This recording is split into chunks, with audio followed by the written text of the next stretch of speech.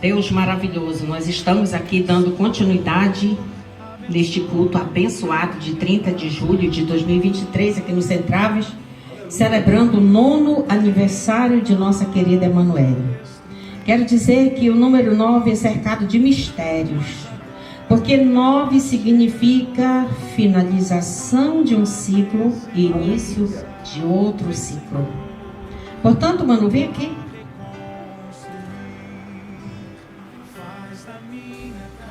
Hoje está encerrando um ciclo na sua vida.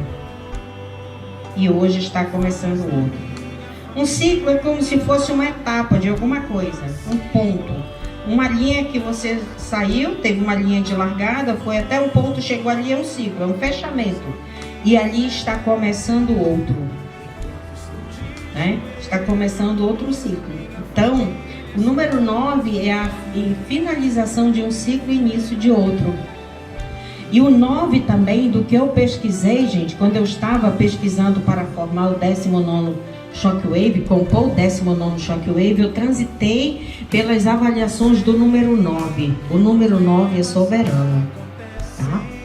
O número 9 traz em si uma unção de governo. O número 9, dentre todos os números, é o mais importante. O número 9 governa sobre o 1, 2, 3, 4, 5, 6, 7 e 8. Comprovado pela ciência. Então, quero dizer que você está numa data muito especial.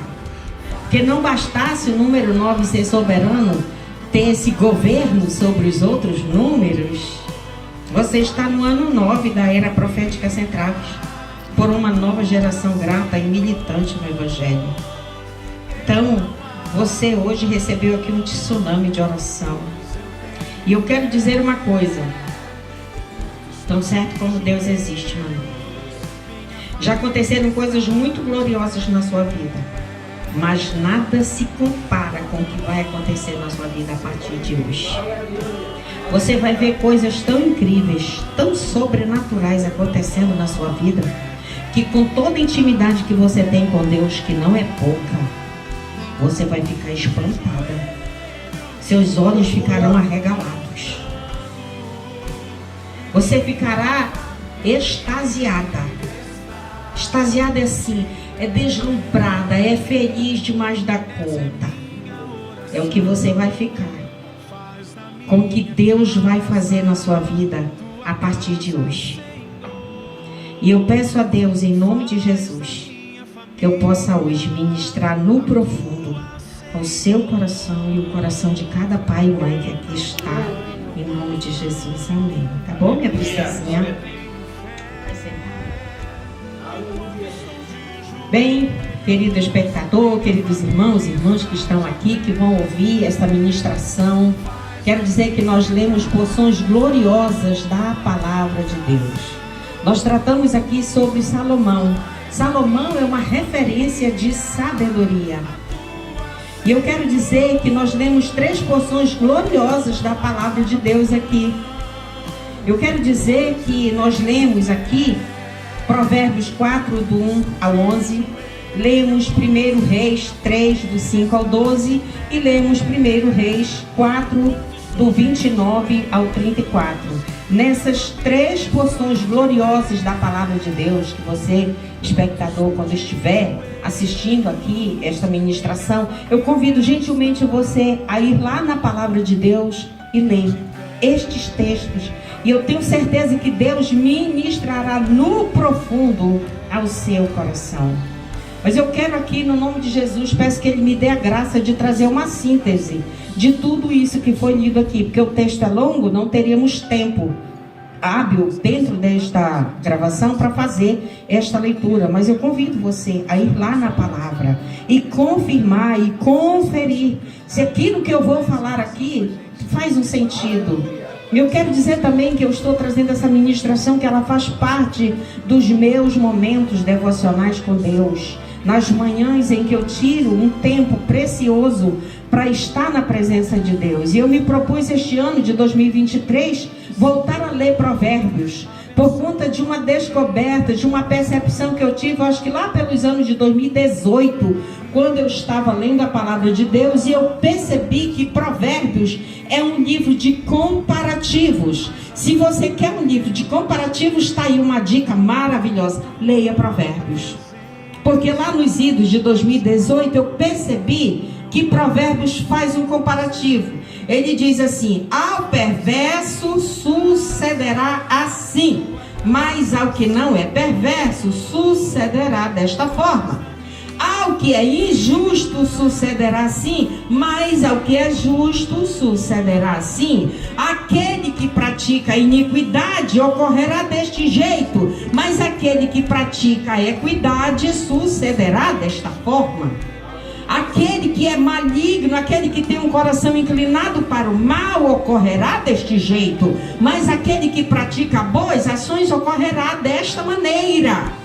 Então, se você quer um comparativo, se você ainda está pensando, oscilando entre dois pensamentos, se você vai fazer as coisas erradas ou se você vai fazer as coisas boas, se você ainda está pensando em que resultados você vai chegar, eu convido gentilmente você, leia Provérbios. Provérbios é o livro das comparações entre o mundo escuro e o mundo da luz, entre o mundo dos que fazem as coisas erradas e o mundo dos que fazem as coisas certas. Então faça isso.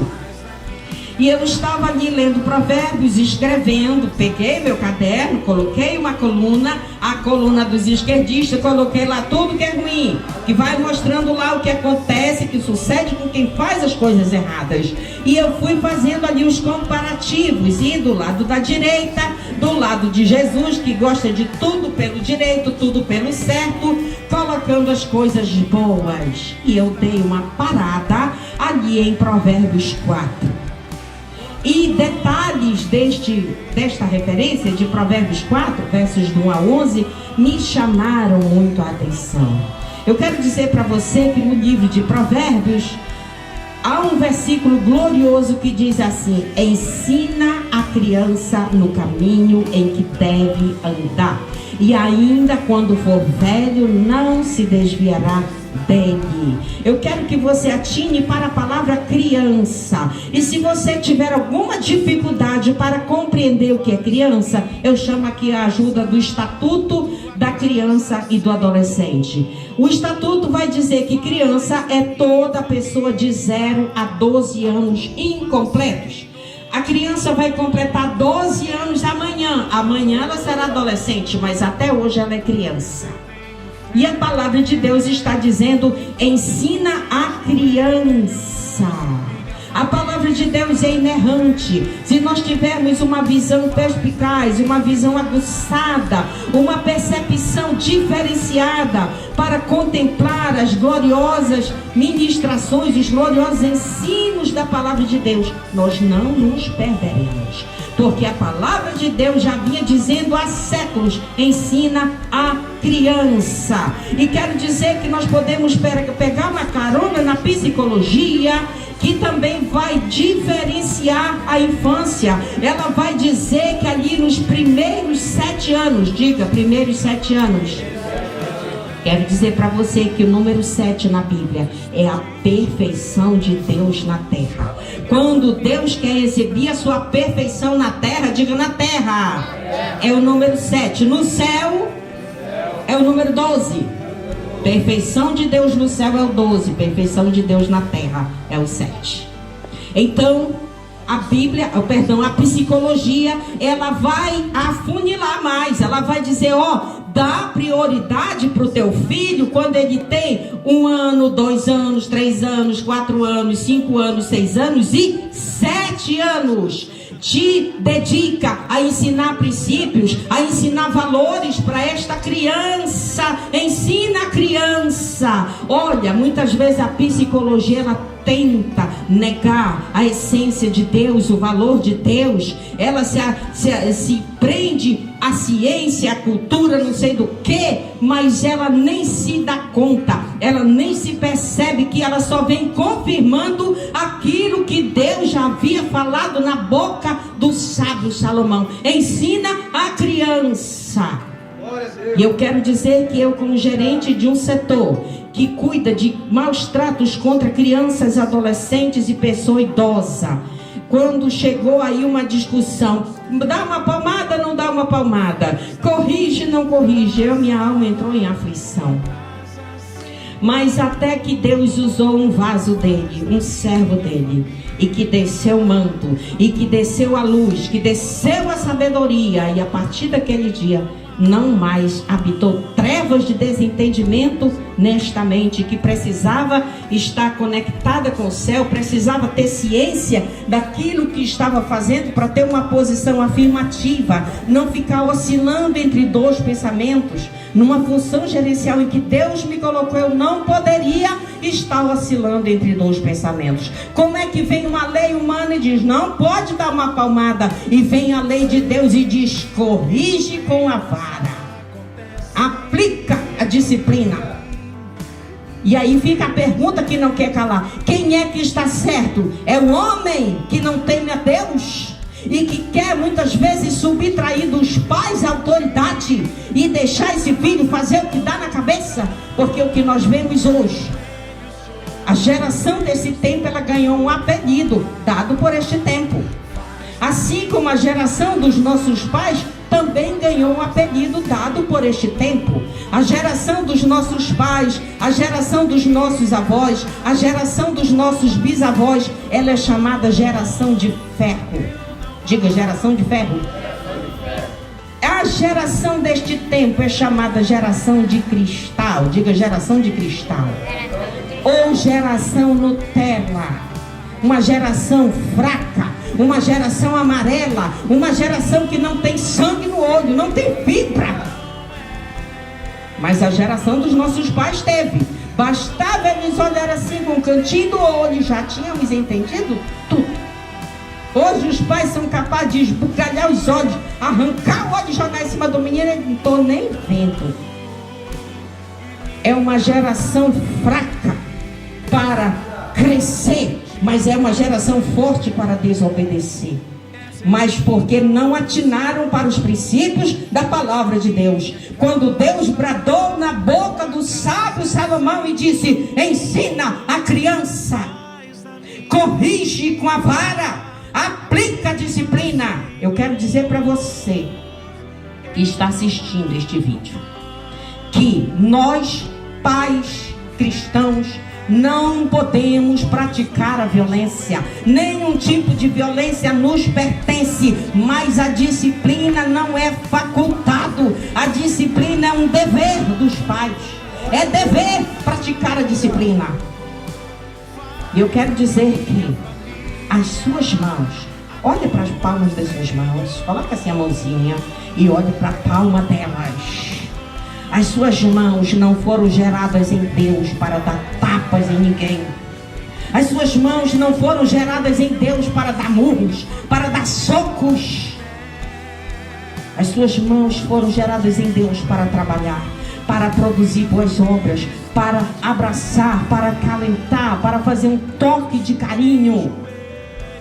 Então, quando você vai aplicar a disciplina física, eu quero dizer que a disciplina física, aí nós vamos pegar uma carona, vamos trocar umas ideias com a pedagogia, com a psicologia, e nós vamos aprender que a disciplina física, ela é o último estágio, ela não é o primeiro. Não use a disciplina física como seu primeiro instrumento de combate a uma prática errante, desobediente do seu filho. A disciplina física é o último estágio. Você vai conversar, você vai instruir, ensina a criança no caminho. O caminho é Jesus. Eu sou o caminho, a verdade e a vida. Entrega o teu caminho ao Senhor, confia nele e o mais ele fará. Há caminhos que parecem direitos ao homem, mas os seus filhos são amargos como a morte. Então o caminho que você vai ensinar é Jesus. Você vai fazer devocional com seu filho, você vai fazer o culto doméstico, você vai ensinar para ele as histórias dos heróis da fé. Muitas vezes os nossos filhos, eles conhecem mais dos falsos heróis da TV. Pergunta do Thor, pergunta do Batman, pergunta do não sei quem, do super-homem, que eles sabem tudo. Pergunta quem foi Josué, quem foi Abraão, quem foi Jacó, ele não sabe. Você tem que ensinar a verdadeira história dos heróis da fé. Tem que ensinar para os seus filhos que eles conquistaram sim, mas foi na obediência. Ensinar inclusive para eles que os heróis da fé também erraram, também trilharam um caminho de desobediência, e qual foi o preço que eles pagaram. Ensinar que Jacó tentou enganar o seu irmão e qual foi o preço. A palavra de Deus não omite, não esconde a vida errante dos personagens.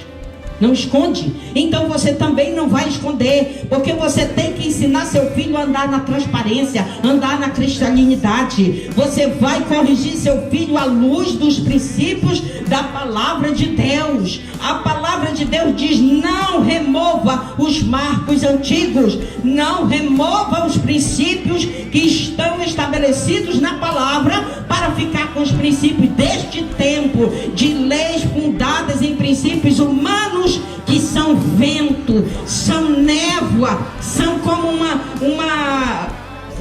algo que está no ar e se dispersa, se dissipa e se acaba em nada. Firme e finque seus filhos nos princípios da palavra de Deus. Converse com eles, estabeleça limites, cumpra os limites. Não seja pessoa de duas faces. Menino, vai lá fora e diz para o prestanista, para o vendedor, que eu não estou aqui. Vendedor, prestanista, o papai mandou dizer que eu para dizer para ti que ele não está aqui. Ensinando os filhos a mentirem. Se você quer que seu filho fale a verdade, fale a verdade você primeiro, dê o exemplo.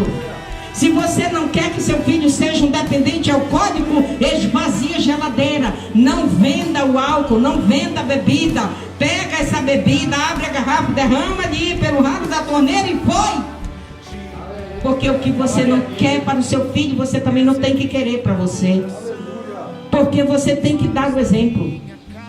Então muitas vezes tem filho, tem pai que está quebrando a boca dos filhos porque chamou um palavrão. Se fosse por esse critério, não era só para quebrar a boca desse pai, não, era para quebrar a boca, o nariz, e estourar o olho dele, bantar a cabeça dele, porque ele fala todos os palavrões. Ele não fala um, ele fala todos. Ele desonra até o nome de Deus. Mas nós não somos pela violência. Então, ensine o seu filho com princípios. Quando você for estabelecendo medidas em critérios evolutivos de não, estabeleça não dentro da sua casa. Dentro da sua casa, quem manda é você enquanto pai, mas não é uma relação de autoridade feita na marreta. Você vai conquistar o respeito dos seus filhos, das suas gerações, das suas crianças, porque ele vai olhar para você e ver você uma pessoa de caráter, uma pessoa de atitude. Você vai conquistar. Mas então, se você foi tentando medidas e não deu certo, então você vai para a disciplina física.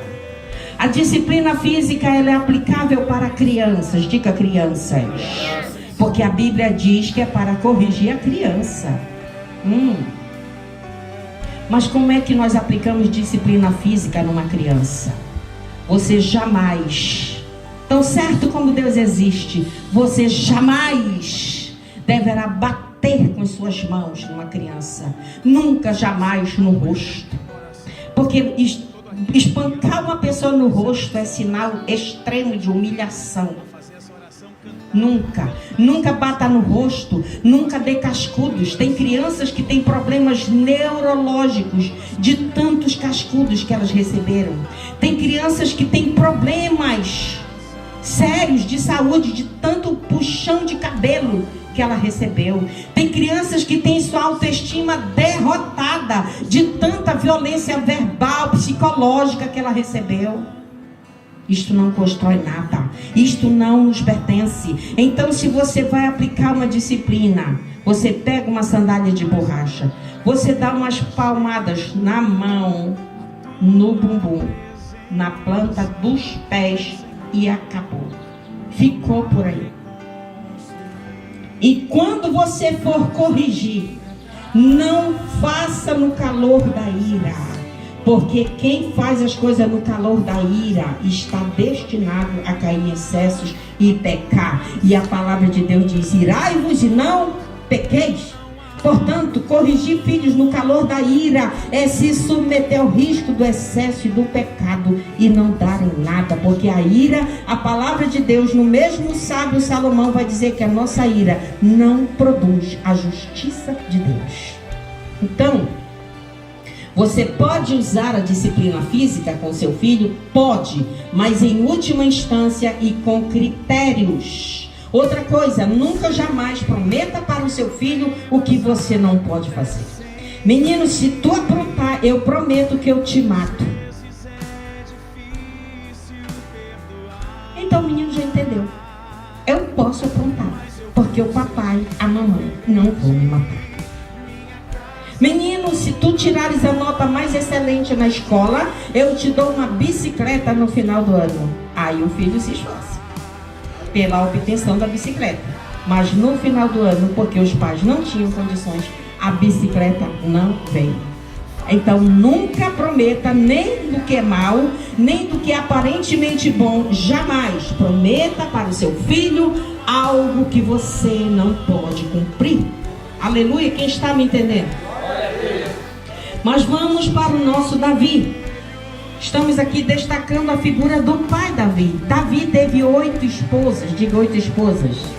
Nós vivemos segundo as regras bíblicas que nós não podemos ser poligâmicos. O que é um poligâmico? É aquele que tem, nós não podemos ser bigâmicos, né? Ou bígamos, nós não podemos. Nós temos que ser monogâmicos. Você se casa com uma esposa, você esposa se casa com um esposo. Mas nos tempos de Davi, ainda era permitido. Então, Davi teve 8 esposas. Algumas destas esposas deram filhos a Davi. Acontece que Davi era um guerreiro. Davi foi iniciado nas guerras muito cedo. Não é como se não tivesse sido... A vida o conduzisse por caminhos que não davam a ele outra opção. Então ele teve que ser guerreiro. E ele esteve muito externo. Por estar muito externo, acredite, ele não esteve muito interno. Interno que eu me refiro aqui é estar em convívio com os filhos. O tempo que nós passamos com nossos filhos não é gasto, é investimento, tá? O tempo que nós passamos com nossos filhos não é gasto, é investimento. Então nós precisamos investir tempo. Conta-se de um filósofo americano que tinha 11 filhos. Ele gostou de ser pai. E ele era muito famoso. Ele fazia muitas visitas, muitas andanças, muitas ministrações por todos os Estados Unidos. Mas ele tinha um critério. Era sagrado ele passar 1 hora com os filhos. Ele não se comprometia com nada naquela 1 hora com os filhos. Então, se ele passasse 5 dias ausentes da sua internalidade, da sua casa, do seu domicílio, quando ele voltasse, ele passava quantas horas com os filhos? 5 horas. Não fazia nada mais. Aquelas 5 horas eram exclusivas para os filhos. Passaram-se 200 anos. 200 anos não é pouco tempo, gente. Mas alguém resolveu fazer uma pesquisa para descobrir na genealogia o que aquele poderoso filósofo americano temente a Deus, portanto é possível ser filósofo e ser temente a Deus, havia gerado. No meio da sua descendência, achou-se, 200 anos depois, presidente dos Estados Unidos, senadores, deputados, grandes empresários, grandes servidores públicos, muitos pastores, muitos evangelistas, muita gente rica, muita gente próspera. Toda a descendência daquele varão foi incrivelmente próspera, porque ele entendeu que passar hora com os filhos não era gasto, era investimento.